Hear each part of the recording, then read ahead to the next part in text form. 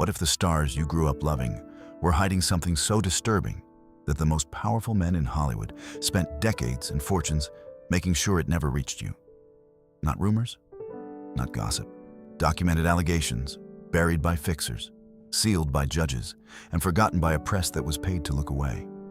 Frank Sinatra. What the FBI watched and the press agreed to ignore. The FBI spent 30 years watching Frank Sinatra. 2,000 pages of surveillance. What were they seeing that the rest of America wasn't? Close your eyes and think of that voice. The phrasing was so intimate, it felt like a confession. The vulnerability that made young women collapse in theater aisles and grown men stop what they were doing just to listen. Frank Sinatra didn't merely sing love songs. He made you believe he had lived every single word, that he understood longing and loss in ways ordinary people could only glimpse. For generations of Americans, that voice was the sound of romance itself, which is precisely why what the federal government was documenting in those 2,000 pages came as such a shock to anyone who eventually read them. The FBI's interest in Sinatra was not casual, and it was not brief. It spanned 3 decades, accumulated across the tenures of multiple directors, and painted a portrait of a man almost unrecognizable from the figure on the album sleeve. What the files documented, in the dry language of federal surveillance, was a web of associations that went far beyond the glamorous social connections the press reported. His relationship with organized crime figure Sam Giancana was not, as fan magazines suggested, a colorful friendship between 2 powerful men who moved in overlapping circles. According to declassified documents and the extensively researched work of biographer Anthony Summers, the entanglement went into territory that federal investigators considered deeply serious, including documented discussions around the 1960 presidential election that made agents deeply uncomfortable. One declassified memo, filed by agents who had maintained surveillance across multiple years, described the relationship between Sinatra and Giancana as one that went considerably beyond social contact into operational territory the Bureau considered a matter of national significance. And then there were the incidents the press knew about and chose not to print. Multiple journalists who covered Sinatra during his peak years have since documented, in memoirs and oral histories, specific incidents of physical assault against members of the press who asked questions he considered impertinent. These were not rumors circulating at the edges of the industry. They witnessed events where editors made deliberate decisions not to run. Ava Gardner, in her own memoir and in the extensively researched biography by Lee Server, described private behavior that bore no resemblance to the tender romanticism of the recordings. Those who were close to her during their relationship recalled a woman who loved Sinatra genuinely and completely, and who was also genuinely frightened of him in ways she struggled to articulate even to her closest friends. The press knew. Not all of it, but enough. And they made a collective decision. Not once, but repeatedly across 30 years of dinners and press junkets and carefully managed access, that Frank Sinatra's cultural value outweighed the stories of the people his private behavior had affected. The wink across the room was always enough. The implied threat of lost access was always sufficient. Sinatra passed on in 1998 to an outpouring of grief that was entirely genuine. The music earned every tear. The FBI files, now available to anyone willing to request them, remain deeply uncomfortable reading for anyone who loves the recordings, which is precisely why they stayed substantially classified for as long as they did. The voice was real. So was everything the microphone didn't capture. Elvis Presley. The silence the Colonel bought. The people closest to Elvis kept a secret for decades that his manager had made very clear was not to be discussed. What were they protecting? And what did it cost the people it involved? There has never been a phenomenon in American entertainment quite like Elvis Presley. Not merely a performer, but a generational identity, a living symbol of something that an entire civilization felt simultaneously and could not quite name. For the women in our audience tonight, that name likely carries a specific weight. The first poster on a bedroom wall, the first voice that made something shift in your chest that you didn't have the vocabulary for yet. That love was real. It still is. Which is why what his inner circle knew and chose not to say for the better part of 2 decades matters so much. Our Colonel Tom Parker ran the Elvis Presley operation with the precision and the priorities of a man who understood exactly what he was managing and exactly how much it was worth. Access to Elvis was controlled absolutely. The press received what the Colonel decided the press would receive, and not one word more. Those who traveled with Elvis, who lived in the extended household of Graceland, who depended on his generosity and his goodwill for their own livelihoods, understood without being told explicitly that certain observations were not to become conversations. Priscilla Presley's own memoir, published years after Elvis's passing, describes meeting him when she was 14 years old and he was 24. A young girl brought to Graceland by parents who were assured and chose to believe that the situation was being managed appropriately. Her account of those years, the controlled environment, the expectations, the particular atmosphere of a life lived entirely within Elvis's orbit, is written with a restraint that makes what sits between the lines considerably louder than what appears on the page. Multiple members of what became known as the Memphis Mafia, the inner circle of friends and associates who surrounded Elvis throughout his career, have since documented in their own memoirs a consistent pattern that the Colonel's operation managed with practiced efficiency. Lamar Fike, who spent years inside that circle, he wrote with specific directness about the pattern of young girls brought into Elvis's orbit and the collective understanding among those present that the Colonel's management of the situation was not to be questioned or discussed outside Graceland's walls. The reframing was always the same: romance, not concern. A man who loved women, not a pattern that warranted examination. The financial arrangement that bound these men to Elvis made their silence not a choice, so much as a condition of their continued existence within the only world most of them had ever known.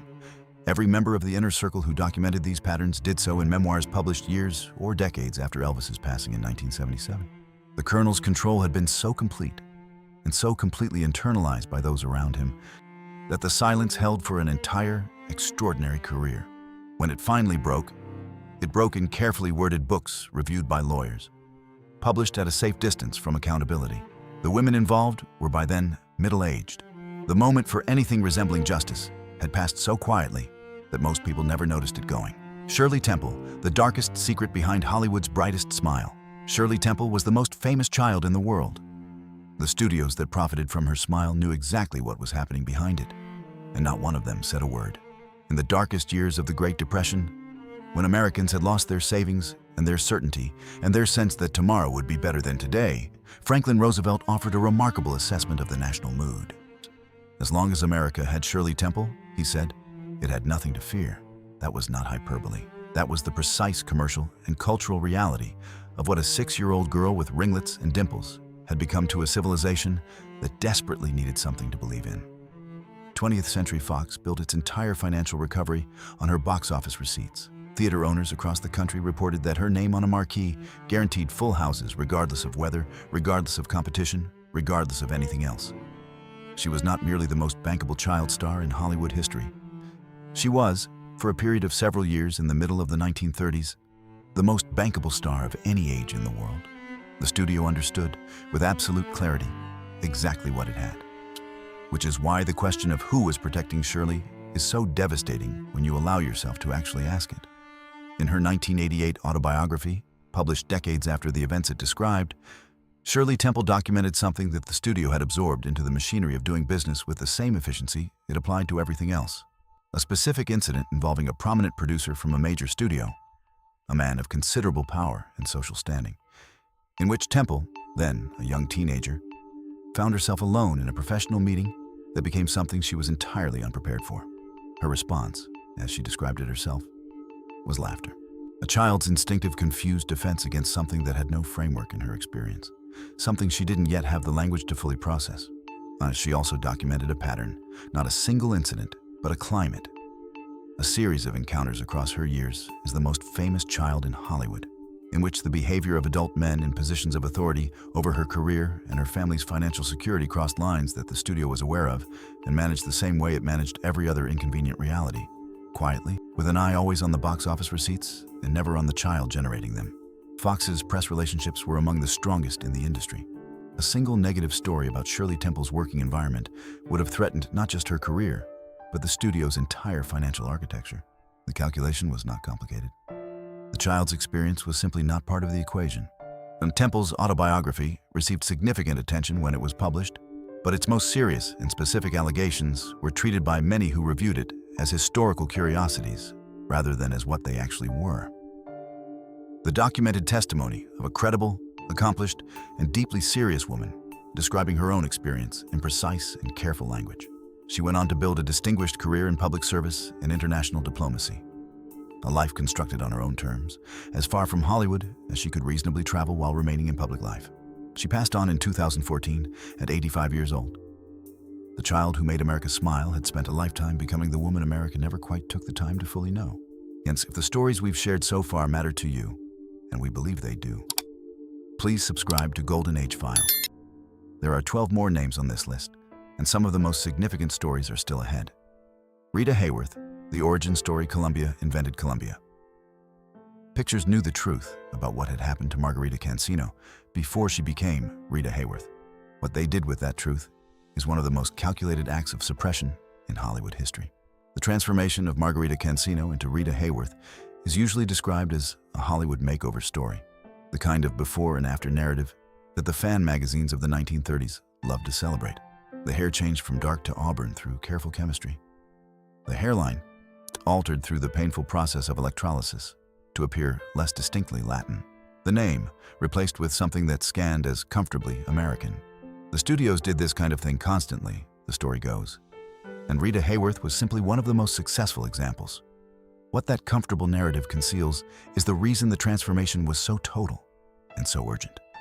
What Columbia needed to erase was not merely an ethnic identity that the studio considered commercially inconvenient, though that was certainly part of the calculation. What Columbia needed to bury, with a completeness that went well beyond hair dye and a name change, was the truth of what Margarita Cancino's childhood had actually contained. Orson Welles, who married Hayworth in 1943 and who understood her in ways that few people who loved her ever managed, spoke in subsequent years and interviews with careful and deliberate circumspection about what she had confided in him. The picture that emerged across those carefully worded accounts was one of a young girl, beginning to perform professionally at 12 years old, subjected to mistreatment by her father, Eduardo Cancino, that went far beyond the demands of professional partnership.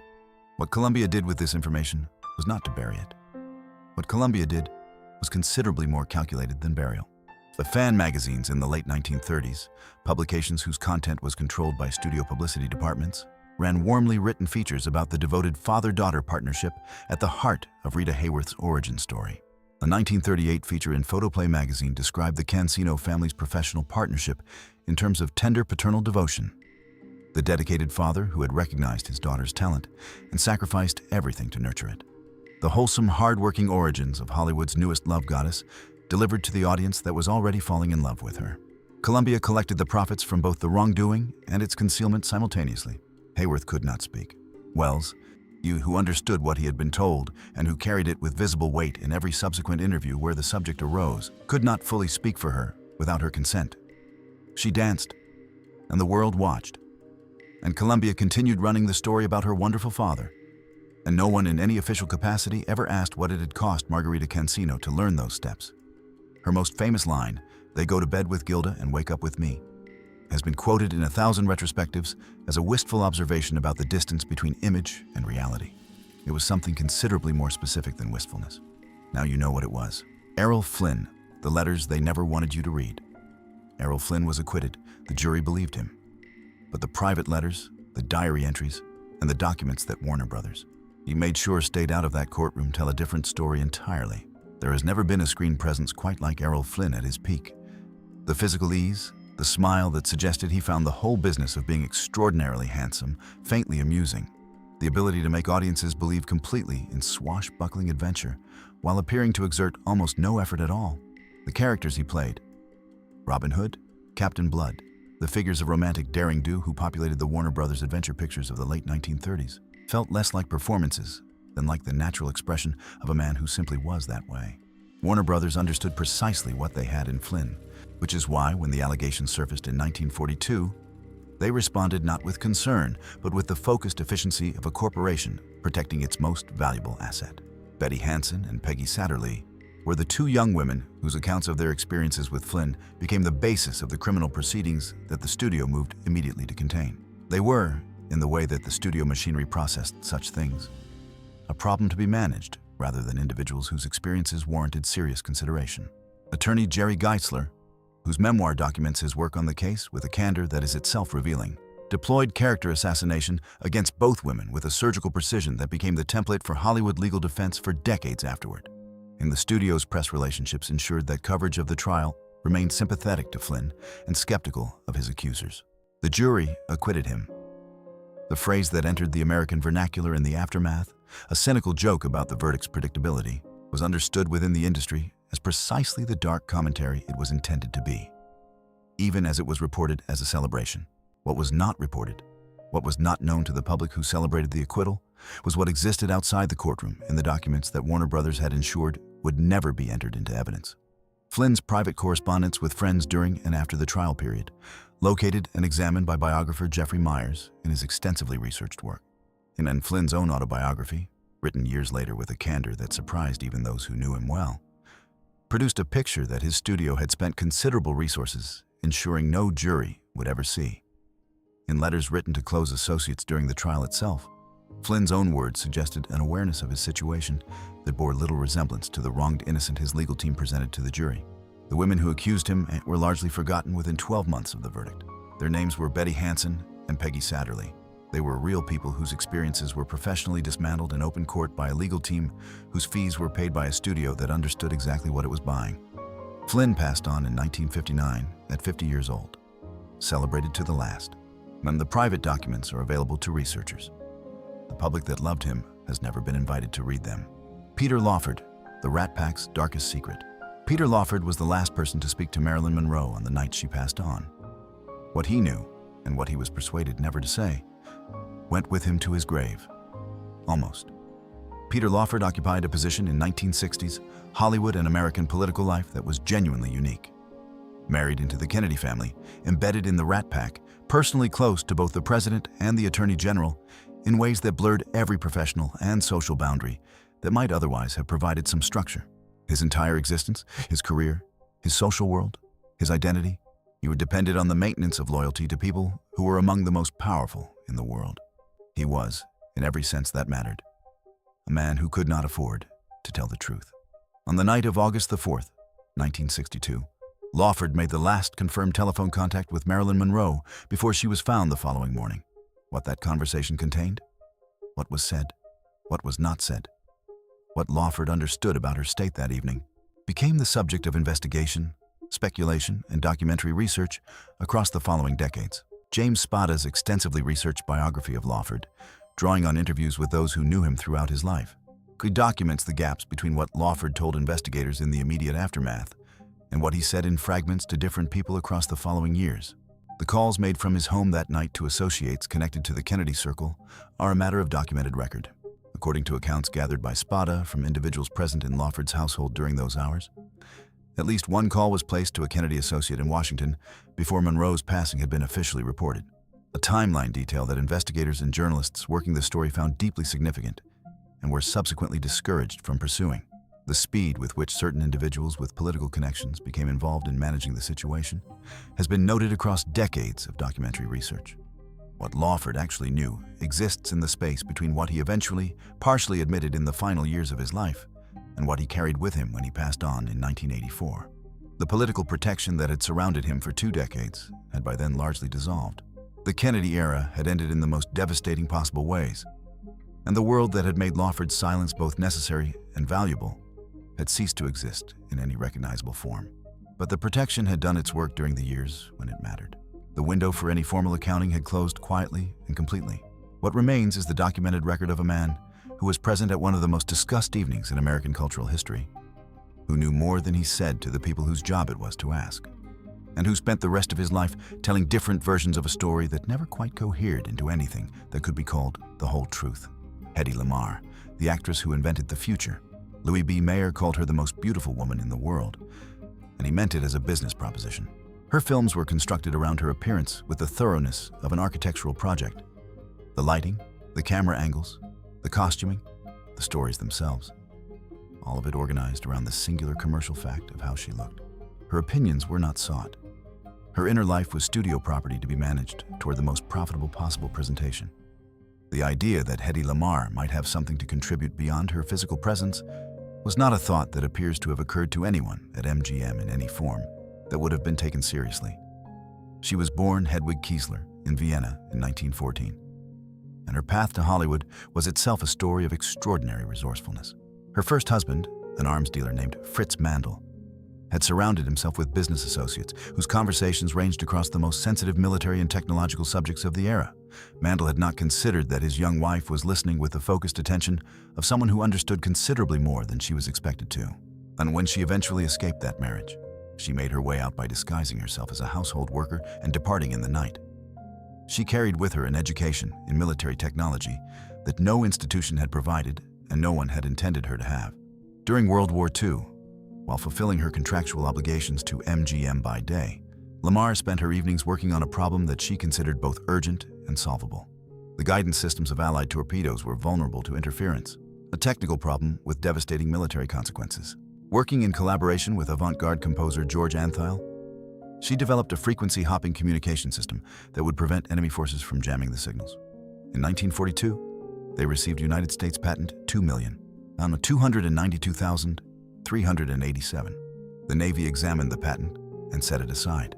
Impractical, they determined. Lamarr returned to being decorative, and the technology sat in a filing cabinet, uncredited and uncompensated, while the woman who invented it continued being photographed for fan magazines. Here is what that decision actually meant.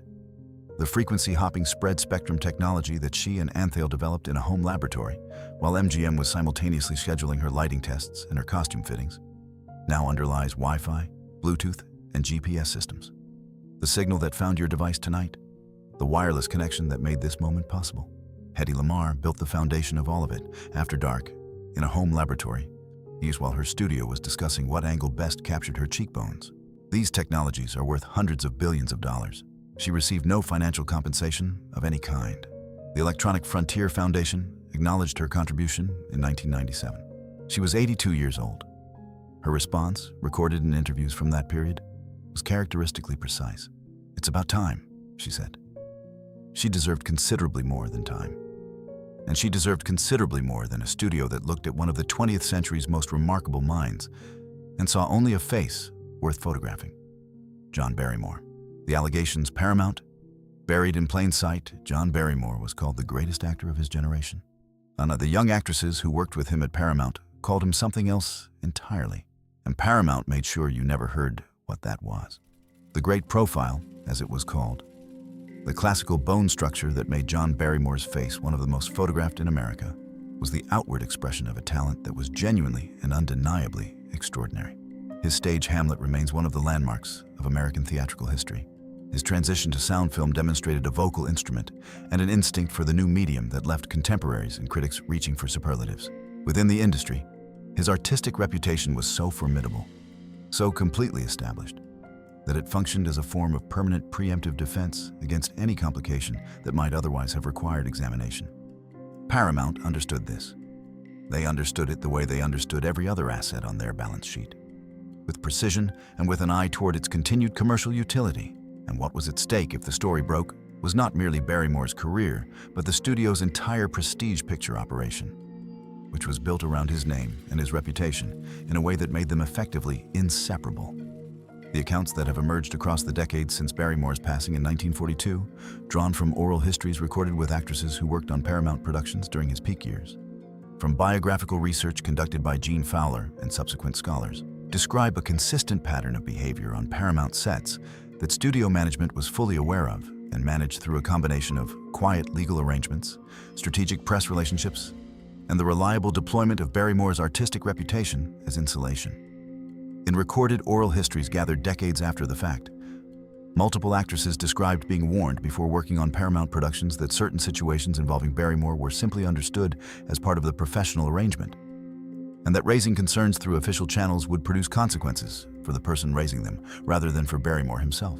The artistic temperament defense was not an accident of cultural perception, and it was a deliberate studio strategy, deployed consistently and effectively because the talent that supported it was genuine enough to make the framing continuously plausible. A difficult genius. An artist whose appetites, while perhaps regrettable, were inseparable from the qualities that made him irreplaceable. The women who described something considerably more specific than artistic temperament had no platform that could compete with that framing.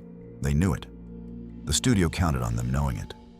The oral history accounts began surfacing in recorded form in the 1970s and beyond. Women who had waited decades to describe their experiences, knowing that no contemporary audience existed for what they had to say. Paramount faced no accountability of any kind. The great profile remained on its pedestal, on where it remains in every retrospective that celebrates the Golden Age, without asking what the Golden Age cost the people who weren't celebrated.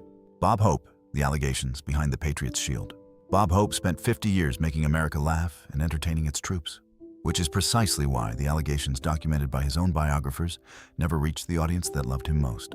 Think of what Bob Hope meant to a generation of American servicemen and the families who waited for them at home. The USO tours that brought a piece of home to soldiers in conditions that defied imagination. The presence of that familiar face and that familiar timing in places so far from everything familiar that his arrival felt like a miracle. 5 decades of it, across conflicts that spanned half a century, and through all of it, the same reassuring message. America is watching over you. America remembers you. And here is Bob Hope to prove it. For an entire generation, his name was not merely associated with patriotism. It was synonymous with it. Hope's handlers understood this with great clarity. They understood it the way talented managers always understand the specific nature of their client's value. And they understood that the Patriotic Shield was not merely a fortunate byproduct of his USO work, but the most impenetrable form of protection that any public figure had ever constructed around himself. To report something negative about Bob Hope was not merely to challenge an entertainer. It was to challenge something that felt to a significant portion of the American public like an attack on the servicemen he had spent decades honoring. Richard Zoglin's biography of Hope, published in 2014 and drawing on extensive research, including interviews with those who worked with him throughout his career, documents a consistent pattern of behavior toward young actresses and chorus girls that those in Hope's professional world were fully aware of, and that his inner circle managed with the same practiced efficiency applied to every other aspect of his public presentation. The press, which covered Hope across 5 decades, made a collective decision, not once but repeatedly, across generations of reporters and editors, that his cultural and patriotic value outweighed the experiences of the women his private behavior had affected. There was a moment, in the early 1960s, when a journalist working for a major publication had gathered enough first-hand accounts to construct a credible story. The accounts came from women who had worked on Hope's productions across several years and who had independently described experiences that followed a consistent pattern. The story never ran.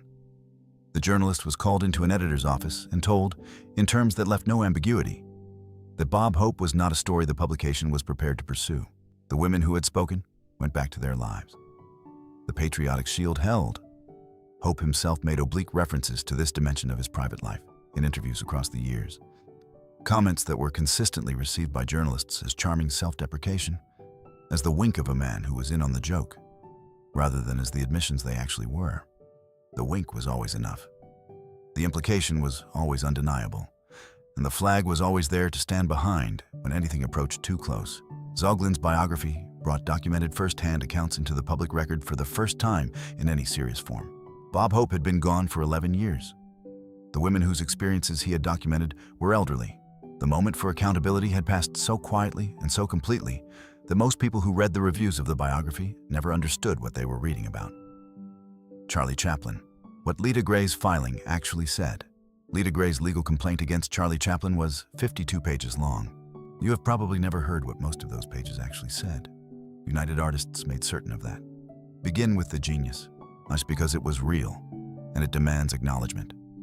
The little tramp, that figure of infinite resourcefulness and infinite dignity navigating a world designed to grind him into nothing, remains one of the most enduring creations in the history of human artistic expression.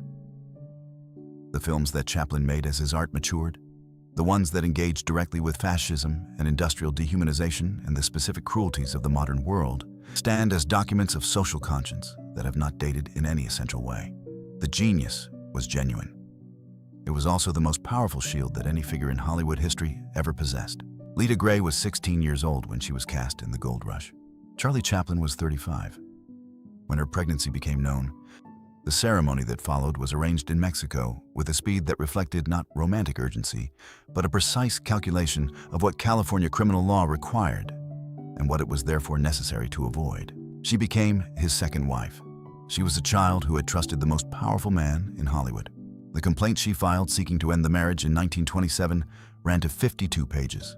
United Artists had press relationships that represented decades of careful cultivation. And they deployed those relationships with everything they had. Newspapers across the country reported that the complaint existed. They reported its general nature. They reported the scandal of the age difference and the unhappy marriage. What they did not report, what United Artists ensured they did not report, was what the document specifically alleged across those 52 pages. The controlling behavior, the psychological dimensions of what Gray described, the specific and detailed accounting of what her years as Chaplin's wife had actually contained. The studio framed Gray consistently as a young woman who had been unable to handle an extraordinary man. The complaint said something considerably more specific than that. Gray published her own memoir in 1966, attempting to tell her story in her own words, in her own voice, with the specificity that the press had been persuaded not to print 40 years earlier. It received a fraction of the attention that any Chaplin biography commanded. She passed on in 1995. In 1972, Anna Hollywood gave Chaplin an honorary Oscar to a 12-minute standing ovation. He wept at the podium. The complexity of that moment, the genuine greatness being honored, the document in the court records that no one in that room was discussing, is not a comfortable thing to sit with. But it is the honest thing. And Lita Gray, whose name belongs in this story as prominently as his, deserved an audience long before this one.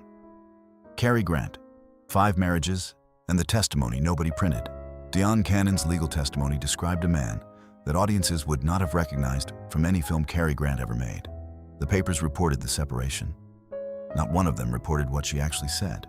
There is an argument to be made that Cary Grant was the most perfectly constructed image in the history of Hollywood, not the most talented performer, though his talent was genuine and considerable, but the most complete achievement of image as a totality, the ease, the voice, the suggestion of effortless sophistication that made everything he did on screen appear not like performance, but like the natural expression of a man who simply was that way. 5 marriages, universal adoration across 6 decades. An image so total and so consistently reinforced that it had, for most of the world, become indistinguishable from the person it represented. 5 women married Cary Grant. What did each of them eventually discover? Dionne Cannon's legal testimony from their 1968 proceedings is documented in court records and examined in detail in Mark Elliott's extensively researched biography. What she described was not the failure of 2 people to make a marriage work, which is how the press covered it and how lingering press relationships ensured it continued to be discussed. What she described was controlling behavior, paranoid episodes, and psychological treatment that bore no resemblance to the man audiences believed they knew. Her accounts of Grant's significant use of a mind-altering substance during their marriage and its documented effect on his behavior toward her were specific and detailed. During one period she described in testimony, Grant's behavior had become so erratic and so frightening that she had sought advice from people outside the marriage about her options, only to be told by more than one individual that no one would believe her account if she brought it forward publicly. She understood why. She had seen the press's response to previous wives.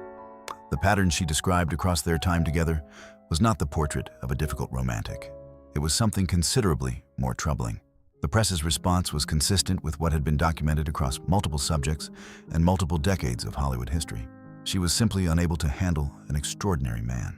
The framing appeared so quickly and so uniformly across different publications after the separation was announced that it had clearly been coordinated rather than independently arrived at by journalists who happened to reach the same conclusion simultaneously. Grant passed on in 1986 to tributes written as though Cannon's documented legal testimony did not exist in the public record, as though the 4 other women who had attempted marriage with him and found it something other than what they had anticipated were simply unfortunate footnotes in an otherwise magnificent story. Cannon eventually found a fuller audience for her account in later years, by which point the mythologization of Grant had reached a degree that made any complication feel almost cosmically inappropriate. The gentleman remains on his pedestal. He remains there still. The legal testimony remains in the court records. Both things are true simultaneously, and the distance between them is the distance that carefully maintained press relationships, sustained across decades, can create between a documented reality and a public perception. Which of these stories has surprised you most? Leave a comment below and tell us. And we would love to know which Golden Age star or era you would like us to cover next. Your suggestions shape everything we make at Golden Age Files. Bing Crosby, the manuscript. His industry tried to bury Gary Crosby, wrote a book about his father. The industry spent years trying to make sure you never read it. What were they so determined to protect? The manuscript existed as a physical object, pages that specific people had read, that specific powerful figures with long connections to Bing Crosby's professional world had decided could not be allowed to reach a publisher without a fight. Before a single review had been written, before a single reader had held the book in their hands, the campaign to discredit it had already begun. The framing was established in advance. Cary Crosby was a troubled individual, and whatever he had written should be evaluated in the context of his personal difficulties, rather than on its specific merits. The industry deployed this framing because what it was protecting was enormous. Bing Crosby was not merely popular. He was omnipresent in a way that no entertainer before or since has quite replicated. Simultaneously, the dominant figure in radio, in film, and in recorded music, his voice the consistent sonic backdrop of American life across 3 decades. His Oscar-winning performance as Father O'Malley in Going My Way was not an accident of casting. It was the precise crystallization of the image his studio and his publicists had spent years constructing.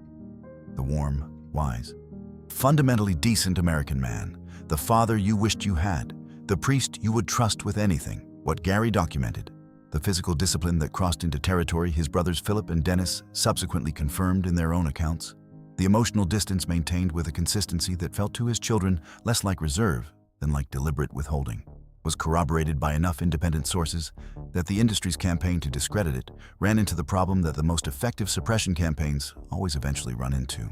Too many people knew too much. The campaign against the manuscript had included direct contact between industry figures and Cary's publisher, the pressure applied through professional relationships that made clear what the consequences of publication might be for future business arrangements. It was the studio system's suppression machinery operating in its late form, slower than it once was, less legally powerful than in the Golden Age, but still capable of significant obstruction.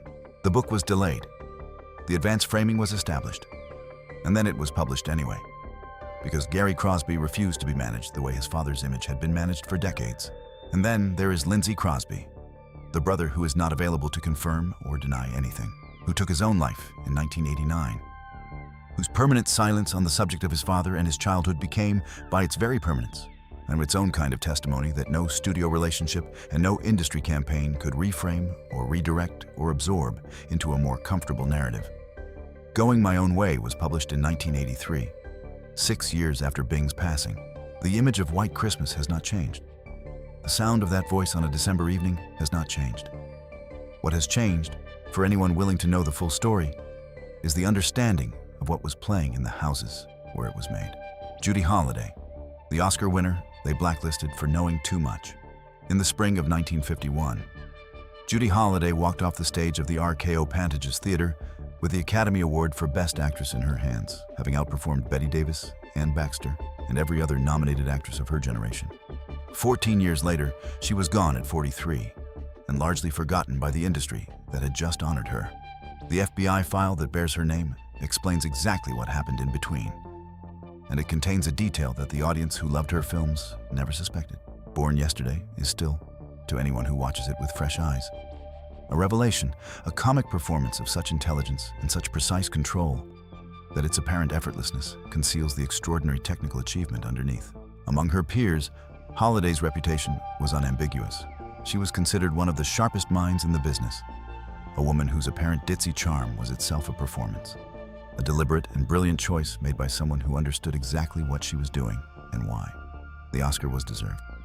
The career that should have followed it should have been extraordinary. What the FBI file contains that most people have never known is this: Columbia Pictures, the studio that held Holliday's contract, that had profited from her talent and her Oscar and every box office receipt that followed, did not merely fail to protect her from the government investigators who were building a case against her. Columbia actively cooperated with them. Studio representatives provided information about Holliday's associations and activities to the investigators building the blacklist case. She was not told. She continued trying to work, continuing not fully understanding why the doors at her own studio kept finding reasons to remain closed. Thus, while the institution whose name appeared on her contract was simultaneously feeding the machinery that was closing them. Holliday's appearance before the Senate Internal Security Subcommittee in 1952 produced something that those who have studied the transcript consider a masterpiece of careful navigation. Answers that satisfied the investigators' procedural requirements without naming a single colleague. A performance of strategic compliance that required the kind of acute intelligence that her screen persona was specifically designed to conceal. She walked the tightrope with remarkable skill. it was not enough. Her telephone had already been monitored. Her associations had been cataloged. And the studio that should have stood behind her had already chosen a different side. She passed on from illness in 1965 at 43 years old. The blacklist had consumed what should have been her most productive decade, the years between 30 and 43, when a talent of her caliber, properly supported, should have been building the body of work that would have secured her place permanently in the history of American film. Columbia Pictures faced no accountability. The government investigators faced no accountability. What remains is the Oscar, and the film that earned it, and the FBI file that explains what happened to the woman who made it, and the reminder that suppression was not always about personal scandal. Sometimes it was about silencing women who were simply too intelligent, too principled, and too unwilling to pretend that what was happening around them was acceptable. Her offense, and in the end, was being too sharp and too honest for the room she was in. Jean Tierney, the secret she carried for 30 years. Jean Tierney carried a secret for 30 years that no amount of fame, no studio lighting, and no carefully posed photograph could touch. When she finally told it herself, the world realized it had never truly known her at all. Laura, the film, the character, the specific quality of melancholy longing that Tierney brought to both, remains one of the most visually distinctive achievements in American cinema. Her face in that film, photographed with a care that understood exactly what it was capturing, became one of the defining images of the Golden Age. The public persona she maintained across her career was one of composure and luminous glamour, under the kind of presence that seemed to exist slightly outside the ordinary troubles of ordinary life. What existed behind the composure, and what it cost 30 years to finally speak about, was this. In 1943, while expecting a child, Tierney contracted rubella after a fan disregarded a medical quarantine at a Hollywood canteen event specifically to meet her. The encounter lasted only a few minutes. It cost Tierney everything that followed. Her daughter Daria was born with severe disabilities. Her hearing was absent, her vision was significantly impaired, and her developmental progress was profoundly affected in ways that required care far beyond what any family environment of that era was equipped to provide. The placement of Daria in an institution was a decision made in devastating grief, and in the context of a time when medical understanding of such conditions was so limited that the options available to parents were few and uniformly inadequate. Tierney carried the weight of that decision as guilt for the rest of her life, not the reasoned guilt of someone who had done wrong, but the irrational, relentless guilt of a mother who could not stop asking whether something different might have produced a different outcome. The studio's management of this situation was not supported. It was management. Daria's existence and specific circumstances were not disclosed publicly. Tierney's subsequent deterioration, the hospitalizations, the 27 electroshock treatments that erased significant portions of her memory, including cherished recollections of her other daughter, Christina, was presented to the public as a vague nervous condition. The specific cause was never mentioned by any studio communication of any kind. The woman was grieving. The studio was protecting its investment. These were, to the institution involved, entirely separate considerations. In 1979, Tierney published her autobiography and told the full story herself, in her own words, with a precision and a grace that made clear she had been waiting a very long time to be fully known. She described learning, years after the fact, that the fan who had disregarded the quarantine that evening had mentioned the encounter casually to mutual acquaintances, not knowing, and perhaps never knowing, much what that single impulsive decision had cost the woman she had wanted so much to meet. Tierney chose not to confront her. She wrote about that choice with a quietness that is more affecting than any dramatic gesture could have been. Not bitterness, not a desire for acknowledgement. Simply the decision of a woman who had carried something enormous for 30 years and had found, in the carrying of it, a kind of grace that the studio system which managed her grief had never anticipated and could never have manufactured. She passed on in 1991. Daria outlived her. The secret that had cost 30 years of silence turned out, when finally spoken, to be a story not of bitterness, but of extraordinary human endurance, and of a woman who deserved to be fully known long before she finally allowed herself to be. Her Grace Kelly. What the contract actually said. Grace Kelly left Hollywood at 26, at the absolute height of her powers, to become a real princess. It is the most romantic story Hollywood ever told. It is also, by her own documented words, considerably more complicated than the fairy tale allowed. And knowing that makes her all the more remarkable. 3 films in 4 years. An Oscar. the most famous wedding of the 20th century. The story as Hollywood told it, and as the world received it, was pure romance. A Philadelphia girl of good family who became a movie star and then became a princess. Because that is what happened to women like Grace Kelly. Because the world was occasionally that generous. MGM presented her departure as the studio graciously releasing its luminous star to her destiny. The press received that framing and reproduced it faithfully. The documented record tells a story that runs alongside the fairy tale without contradicting it. And that makes her more remarkable, not less, for being willing to see it clearly. Her discomfort with the Hollywood system's total ownership of her image had become, by the mid-1950s, something she spoke about with increasing directness to people she trusted. The feeling of being managed as a property, rather than valued as a person, of having every aspect of her public presentation controlled by an institution whose interest in her was entirely commercial, is documented in her own words across multiple sources examined by biographer Robert Lacey in his carefully researched account. MGM's resistance to releasing her from her contract when the Monaco opportunity arose was real and was significant. The negotiations were not the gracious send-off that the studio's publicity presented to the press. They were extended, contested, and resolved only when it became clear that Kelly's determination was absolute. She was 26 years old. She had been handled by powerful institutions since she was 22. She had decided, with the clarity that was always her most defining quality, that she was done being handled. What Monaco offered Grace Kelly was not merely a title and a palace and a love story, though it offered all of those things genuinely. What it offered was agency, a life that bore her name, that she had chosen with clear eyes and evident intelligence, that no studio could script or reframe or manage toward a more commercially convenient version of itself. She spoke in later interviews, with the wistfulness that is the appropriate register for any genuine sacrifice, about missing the work, about the specific satisfaction of performance that Monaco's demands never quite replaced. She was honest about the complexity of the life she had chosen, in the way that intelligent people are honest about choices that were right and costly simultaneously. She passed on in 1982 at 52, on the mountain roads above Monaco, roads she had once driven in a film with Cary Grant. The fairy tale was real. The complexity beneath it was equally real. And the woman who navigated both with such extraordinary composure and such evident intelligence was more remarkable than either story alone could contain. She deserves to be remembered whole, not as the image MGM perfected and packaged for a waiting world, but as the person who looked at that image clearly, understood exactly what it was, and chose her own life with more clarity and courage than any fairy tale has ever required of its heroine.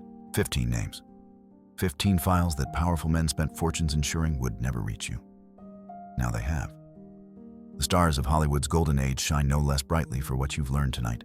If anything, knowing what it cost them, what was taken from them, what was buried beneath the glamour, like what they carried in silence across decades, makes every performance they ever gave feel like something closer to a miracle. They gave you the magic. Tonight, for the first time, you know what it cost to make it.